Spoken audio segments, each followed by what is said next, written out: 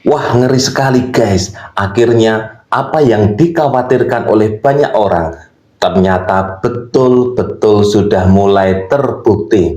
Semakin hari semakin banyak yang membuat analisa dan memberikan keterangan yang akhirnya membongkar apa yang selama ini dikhawatirkan oleh banyak orang. Overclaim dari Bobby Boss akhirnya memunculkan banyak sanggahan-sanggahan dari orang-orang yang memang kompeten di bidangnya. Sanggahan yang paling telak adalah sanggahan yang muncul dari seorang YouTuber yang memang dia sering menganalisa tentang berbagai macam fisika dan ilmu fisika. Dan saya yakin beliau itu sangat kompeten dalam menjelaskan ini.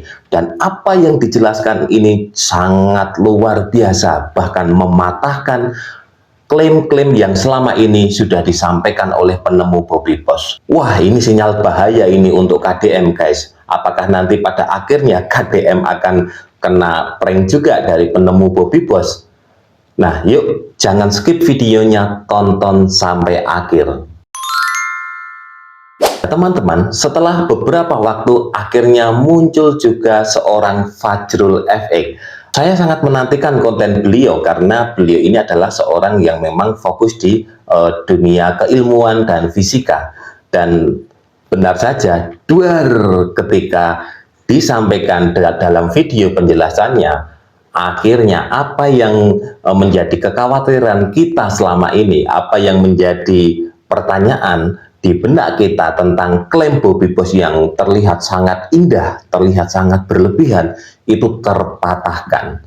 Nah, teman-teman nanti bisa lihat secara detailnya, itu langsung tonton saja di channel beliau di Fajrul FX, bagaimana respon beliau tentang Bobby Boss dan bagaimana penjelasannya.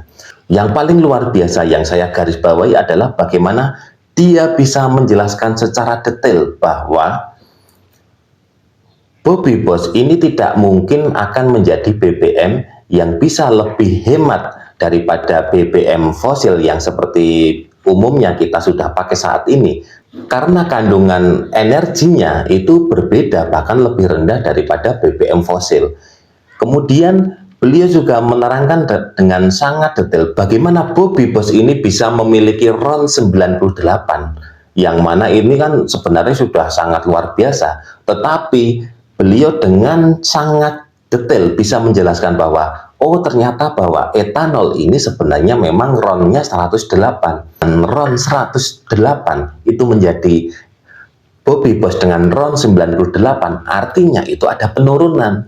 Loh kok bisa? Nah, beliau sampaikan beberapa kemungkinan-kemungkinan yang terjadi, termasuk diantaranya adalah mencampurkan dengan pertalite, sehingga dicapailah RON 98. Wah, ini kan luar biasa, alat analisa yang sangat detail, masuk akal, dan benar-benar ilmiah, dan itu disampaikan dengan perhitungan yang detail juga. Nah, teman-teman pastikan tonton videonya.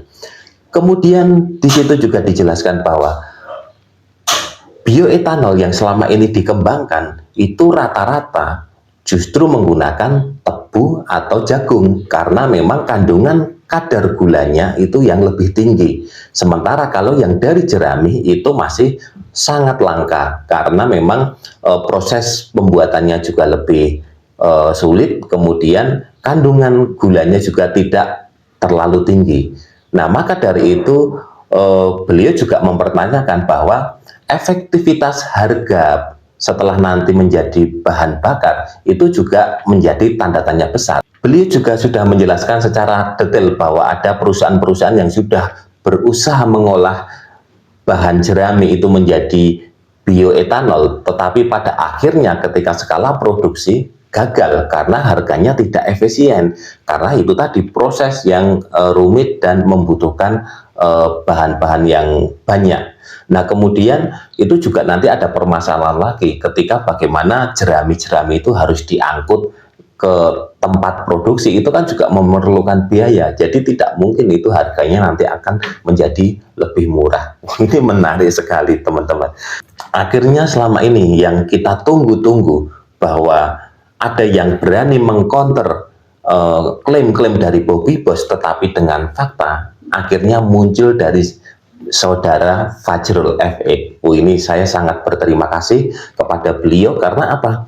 Ini bisa menyadarkan masyarakat bahwa jangan sampai kita hanya menjadi korban gimmick dari klaim-klaim yang berlebihan dari mengatasnamakan karya anak bangsa dan sebagainya, karena faktanya di belahan dunia lain itu sudah ada juga yang melakukan penelitian bahkan sampai tahap produksi massal, tetapi itu tadi biaya yang dibutuhkan ternyata tidak sesuai dengan hasil yang diperoleh.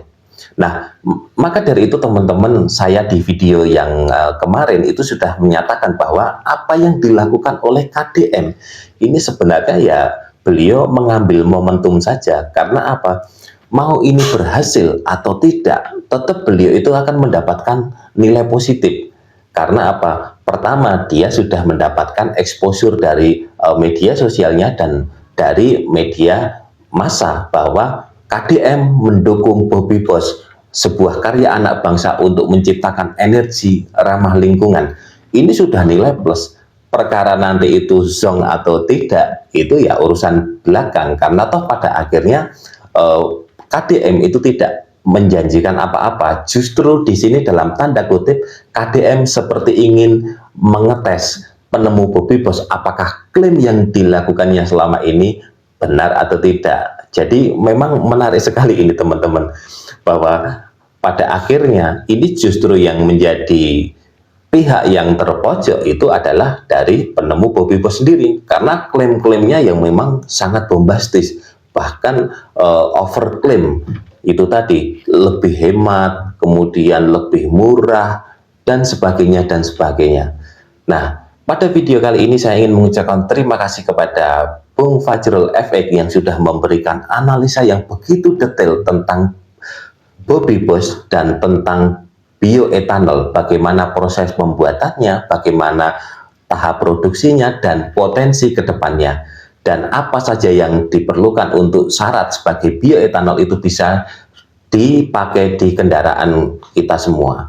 Dari kasus Bobby Boss ini kita belajar bahwa jangan sampai kita mudah menerima informasi yang belum tentu kebenarannya, tetapi hanya berdasarkan klaim-klaim yang berlebihan untuk menarik perhatian atau sekedar untuk gimmick saja. Dan kita bersyukur di dunia media sosial yang bertumbuh sangat pesat ini, kita bisa bertemu dengan sosok seperti Bung Fajrul yang bisa memberikan pencerahan kepada kita. Karena kita sulit sekali menerima informasi seperti ini di media mainstream. Nah, menurut teman-teman bagaimana? Silahkan kalian bisa tulis di kolom komentar. Nah, soal KDM ya seperti video yang sudah saya bahas sebelumnya, bahwa apapun hasilnya tentang Bobby Boss ini, penilaian masyarakat dan sebagainya, KDM tetap memperoleh nilai positif karena dia yang pertama sudah mendapatkan exposure, citra positif mendukung karya anak bangsa. Yang kedua, ya dia mendapatkan pemberitaan yang masif di seluruh Indonesia. Sekian video kali ini, terima kasih sudah mengikuti update Nesia. Jangan lupa jika video ini bermanfaat, silahkan Anda subscribe, like, komen, dan share. Sampai ketemu di video-video selanjutnya. Saya Vincent Nugra, terima kasih.